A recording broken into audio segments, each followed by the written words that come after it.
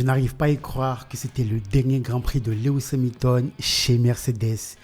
Pour nous, les fans d'Hamilton, on pensait qu'il allait terminer sa carrière dans cette écurie, dans cette famille, mais non, tout a une fin.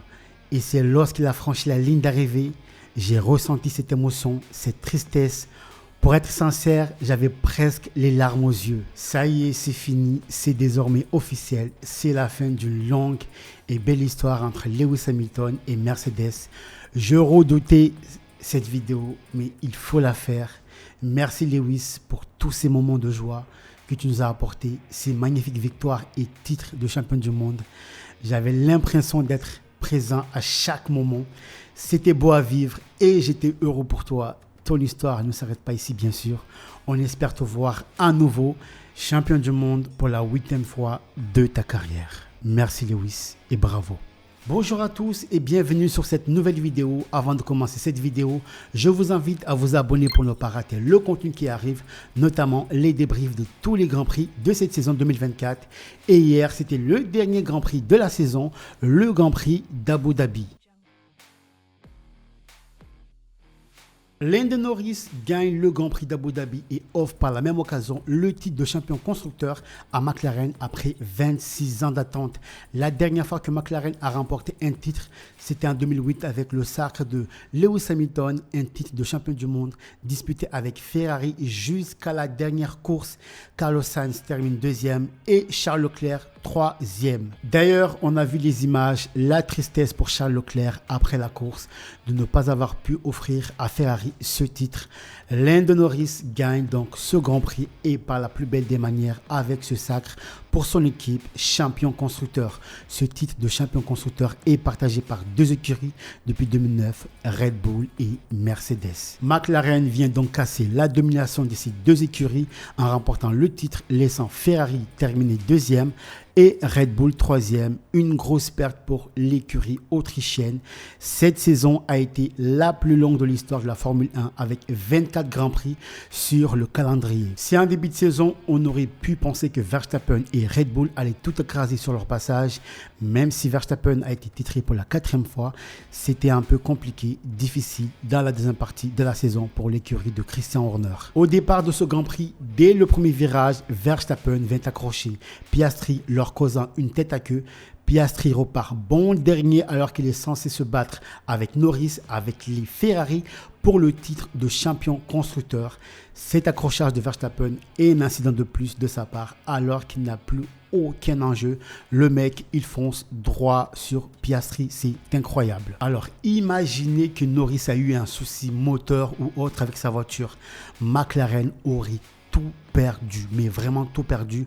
Mais fort heureusement, plus de peur que de mal, Norris a très bien géré sa course et à aucun moment n'était menacé par Carlos Sainz. Par ailleurs, Norris annonce déjà la couleur pour la saison prochaine.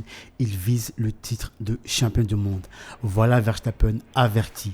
C'est très ambitieux, mais je pense qu'ils doivent apprendre de leurs erreurs de cette année, notamment sur les stratégies qui a été l'un de leurs plus gros points faibles de cette année, c'était leur stratégie. On espère que ce titre de champion du monde constructeur leur permettra réellement d'aller décrocher un titre pour l'un de leurs pilotes pour les années à venir. On y croit.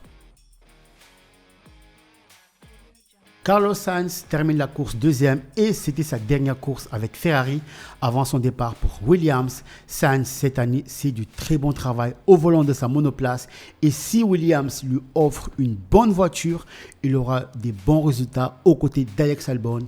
Cette année avec Ferrari, Sainz, c'est 2 victoires et 3 pour Charles Leclerc. Ferrari manque de peu le titre de champion constructeur amené par un Frédéric Vasseur. On a retrouvé une équipe avec un sacré chef d'équipe qui leur a permis de rêver jusqu'à la fin et ce n'est pas passé très loin. Avec l'arrivée d'Hamilton, le duo Hamilton-Leclerc risque d'être très performant. Attention, ce duo-là pour l'année prochaine. Malgré qu'il soit parti de très loin au départ de cette course, 19e, Charles Leclerc a fait une remontée fantastique mais reste déçu sur le résultat final avec la non-victoire de son équipe pour le championnat constructeur. Leclerc espère que la bonne forme de Ferrari sera toujours là pour la saison 2025. Fan de Lewis Hamilton depuis toujours, jamais je n'aurais cru au départ du septuple champion du monde. Depuis qu'il est en Formule 1, il a toujours couru avec un moteur Mercedes.